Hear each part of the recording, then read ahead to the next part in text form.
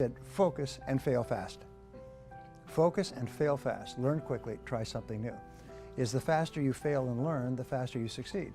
You actually learn to succeed by failing. And if you want to increase your rate of success, you must double your rate of failure, because success lies on the far side of failure.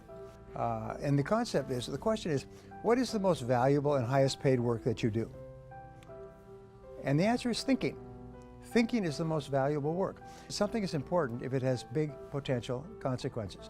And something is unimportant if it has low or no potential consequences. Number one reason for success is people focus on things that have high potential consequences. Number one reason for failure is people focus on things that have low or no potential consequences.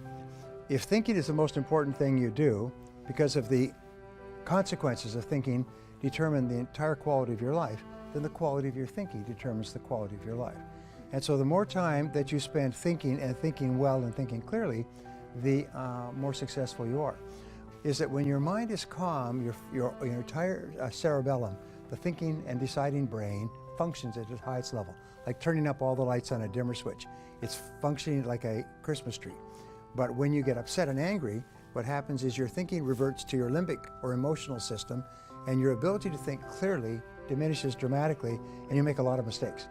That's why when you are facing a difficult situation, you have to use every skill, trick, game, whatever it is, stay calm. There are two types of thinking. There's fast thinking and slow thinking. Fast thinking is intuitive, it's instinctive, it's automatic, it's reactionary. I think of it very much as how you would drive through busy traffic. Not giving a lot of thought, you're just interacting. He said the other type of thinking is slow thinking. And slow thinking is where you just slow down the thinking and take time to think through issues. Now, if an issue has little or no consequences, then you can think quickly. You know, what do you have for lunch? What do you pick up on your plate from the buffet? Where do you park your car? The consequences of these decisions are almost non-existent. But if it's a major issue, then you say, wait a minute, this requires slow thinking. Is that the biggest problem that people have is that where they should use slow thinking, they use fast thinking. And entrepreneurs are extremely guilty of that. Is we make important decisions that have long potential consequences, including affecting the lives of people and costing money and even leading to the bankruptcy of a business. We make those decisions with fast thinking when in reality we should be making them with slow thinking. When it's not necessary to decide, it is necessary not to decide. In other words, the professor said, buy as much time as you can for a decision. Put it off. If you can put it off for a day, a weekend, a week, a month, put it off. Some of the best decisions that you make will be decisions that you will allow to steep for a while, like water in tea. So thinking is the most important thing you do. We call it thinking fast and slow. So remember, anything that is important that has long-term consequences is a candidate for slow thinking. Discussing it with other people, sitting quietly, going for a walk, letting it ruminate in your mind, sleeping on it. You know, they say if it's a big deal, sleep on it.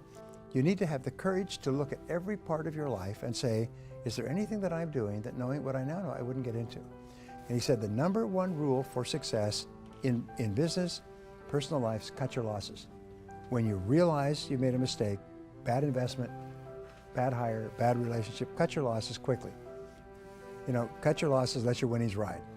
So in life, that's what we do. And the faster you cut your losses, fail fast, the faster you can start doing things that are much more productive. In everything that you're doing, always ask yourself, what is the worst possible outcome of this course of action? And can I survive it if it were to occur?